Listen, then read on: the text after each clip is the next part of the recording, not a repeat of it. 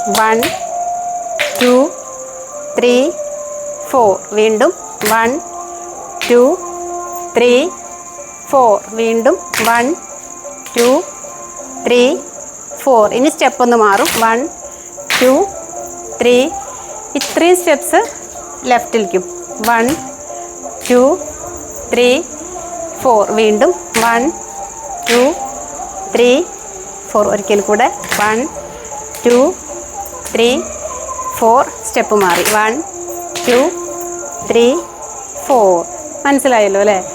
ഏകദേശം കിട്ടിയിട്ടുണ്ടാവും. ഇനി അടുത്ത സ്റ്റെപ്പ് 8. ഇതൊക്കെ നമ്മൾ 4ൻ്റെ സെറ്റുകളായിരുന്നു. അതായത് 1 2 3 4 അതവിടെ കഴിഞ്ഞു. അതേ സ്റ്റെപ്പാണല്ലോ റിപ്പീറ്റ് ചെയ്യണത്. വീണ്ടും 1 2 3 ഒരേ സ്റ്റെപ്പാണ് റിപ്പീറ്റ് ചെയ്യണത്. പക്ഷേ 8 സ്റ്റെപ്പിന് 8 സ്റ്റെപ്പോട് കൂടിയേ കംപ്ലീറ്റ് ആവുള്ളൂ. അപ്പോൾ 1 2 3 4 5 6 7 8 വീണ്ടും 1 2 3 4 5 6 7 ഈ 8 സ്റ്റെപ്പ് വയ്ക്കുമ്പോഴൊക്കെ ശ്രദ്ധിക്കേണ്ടത് നമ്മളിങ്ങനെ വെക്കരുത് ഒരിക്കലും. നോട്ടം കണ്ടോ? നോട്ടം വട്ടത്തിൻ്റെ ഉള്ളിലേക്ക് ആവരുത്. കൈ എവിടെയാണോ അവിടെ തന്നെ മതി തല. ഷോൾഡർ ഒരിക്കലും വെട്ടിച്ച് പിടിക്കരുത്.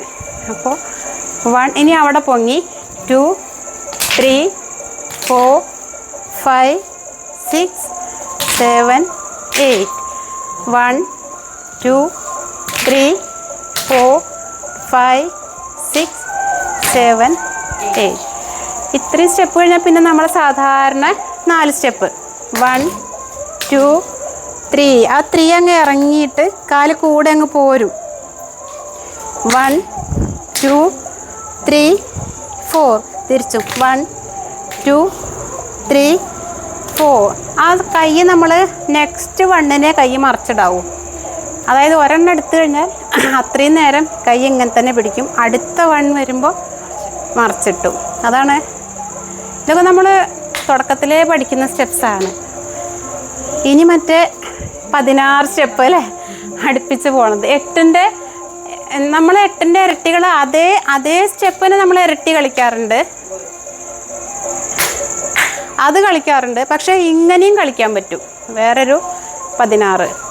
അപ്പോൾ 1 2 3 4 5 6 7 8 9 10 11 12 13 14 15 16 1 2 3 4 5 6 7 8 9 10 11 12 13 14 15 16 അത്രയും വരെ. പിന്നെ 1 2 3 4 1 2 3 4 1 2 വീണ്ടും കാലപ്രമാണം ഒന്ന് ഇറങ്ങും. അപ്പം നമ്മൾ ആദ്യം സ്ലോയിൽ തുടങ്ങി എന്നിട്ട് സ്പീഡാക്കി വീണ്ടും ലാസ്റ്റ് സ്ലോയിൽ അവസാനിപ്പിച്ചു. ഇനി നമുക്ക് പാട്ടിൻ്റെ കൂടെ അടുത്ത ക്ലാസ്സിൽ നോക്കാം. ഓക്കെ.